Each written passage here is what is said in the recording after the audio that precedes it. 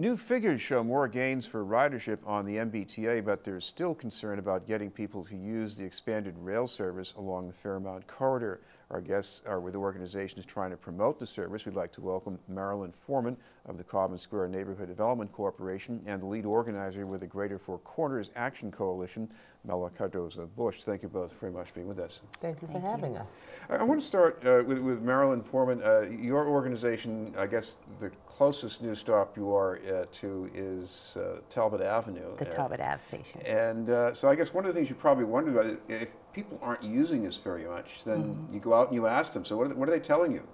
Well, they're just not aware of where the station is going and how it benefits them. That's a good portion of the people, but you know, like the immediate abutters understand because they were part of the push to have the station there. And there's some new housing right next to the station. There's some new housing. So we actually have been doing some free tours, offering free tours so that people are familiar and get to ride it and see how convenient and easy it is. So we're working now just to push and bring awareness to the entire community. Well, Cardosa-Bush, the stop close to you is Geneva Avenue, Four Corners, is it called? I think? Yes, Four Corners, Geneva. Four Corners, Geneva. And you also had a role along with Common Square in that new housing across the street from the station, too. So I guess you're trying to make things happen, but what's going on there? So, you know, there's been a great push, and we've been working together with the MBTA and collaborating with them in some way to get the marketing strategies of the station up and running with the Fairmount Indigo Coalition as well. And so what we need is for people's perception to be changed. You need a shift in the paradigm around this line. And we've been asking them not to call it commuter rail, but to call it the Fairmount Line or the Fairmount Rail Line, because it's a hybrid of a new type of urban transportation. And that's what the Four Corners Action Coalition has been pushing for quite some time. So just as she said, you know, people think that it's going somewhere, it's not for them, that's the purple train. So if we could get them to stop saying commuter rail, then the perception could be changed, the paradigm could be shifted, and after all these over 20 years of fighting to win these stops, people would be able to say, oh, we have some new transportation here and we can get on it. We got the T to lower the fares out to Fairmount, and actually Reedville, people can get on from Reedville and ride within the line for $2 or $3, and from Fairmount back, it's just a $2 ride, a regular subway fare. So that's the shift. It's affordable.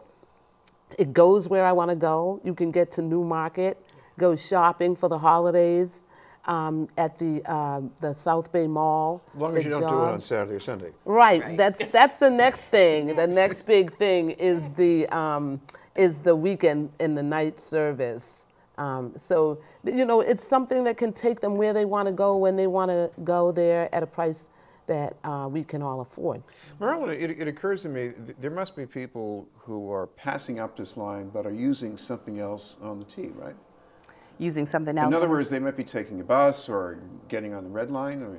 Absolutely. And I think sometimes folks, the fear of the unknown, it's new, it's brand new, so they're afraid to sort of venture out. And I think that's part of the reason that we've been offering the free tours, so that we're able to help people. They will take the bus because they're used to it, it's familiar. They will take the red line and take a whole hour and a half to get downtown.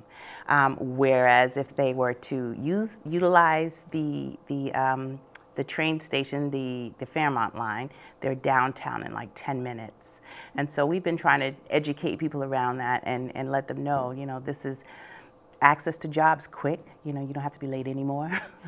Well, what about advertising on the T? Because you're taking the 23 bus down Washington Street and it's taking forever, and you have time to see a sign that says, oh, you can get on here at Four Corners, and it's a lot quicker. I mean, have they started doing that? Is there any talk about them doing it? So we've been meeting with the MBTA, with the staff from the sign departments. We've been meeting with the strategist, what is his title, and the general manager as well, to actually come up with a better community promoted type of marketing strategy, because we're there in the community. So this is what they're doing thus far, making stop announcements on the bus to get, you know, take the Fairmount Line, you know. So when you get to that stop and you're maybe on the 23 or the 22 bus, you'll be able to know that you can get on there. The other thing that we're looking at is signage. So we've done, we've gone out into the community and actually spoken to the people right at the station and said, what is that? And they said, there's no sign in a place where people would see it either walking or driving. So where would you put a sign? And what's the public perception of it? So up till now, there hadn't been a lot of marketing done on the line, or the signs they didn't consult the community to figure out where these signs needed to be placed. Even the T wasn't turned on when it was getting dark. I drove by that station Four Corners one night, and to me, it looked like it wasn't open yet. Right, right. So people, as we've done a number of tours in Four Corners as well, and we got the T staff to come out, give free passes for the tour. We go out, we do a whole educational piece about how to ride it, how to buy a ticket. The T, we're working with the T to actually get more ticket vending locations in the community at little corner stores and things like that, and get some more outlets for people to purchase those tickets right there. And so there's a big push. They've gone out and done an ambassador piece where they were doing surveys and actually surveying people about ridership. Ridership is up at this point. We're up to about 1,400 a day. 640, 690. It's somewhere around there. Oh, no, 900. I guess the other side of Marilyn is that if people don't use this in sufficient numbers, maybe it won't be around that much longer. So I guess, I mean, no one's actually saying that, but I guess in my mind, it seems that people got to show that they really want this too.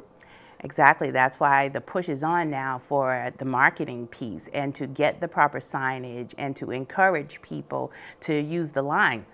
Because if they don't, then that's the reality. Then perhaps it'll close again for, who knows, another 20, 30 years or so. And we fought too hard, too long. All right. Thank you very much for being with us, Marilyn Forman and Mela Cardosa-Bush. Thank you for having us. Thank you.